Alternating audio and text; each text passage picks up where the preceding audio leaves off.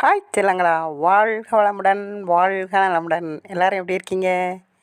இன்றைக்கி அம்மா chicken gravy எப்படி வச்சேன்னு பார்த்துடலாமா? தக்காளி பல்லாரி எடுத்துக்கோங்க, இஞ்சி பூண்டு அரைச்சி வச்சுக்கோங்க, ஒரு குக்கரில் எண்ணெய் ஊற்றி பல்லாரி போட்டு வதக்கிக்கோங்க. இஞ்சி பூண்டு மஞ்சள் பொடி போட்டு வதக்கிக்கோங்க. தக்காளி உப்பு போட்டு வதக்கிக்கோங்க. அப்புறமா சிக்கனை போட்டு அதையும் நல்லா வதக்கிட்டு சிக்கன் பொடி போட்டுக்கோங்க.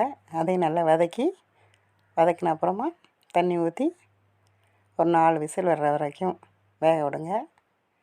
ஸ்டீம் அடங்கின அப்புறம் மல்லித்தழை புதினா தழை தூவி சாப்பிட்டு பாருங்கள். கமகமன் நல்லாயிருக்கும்.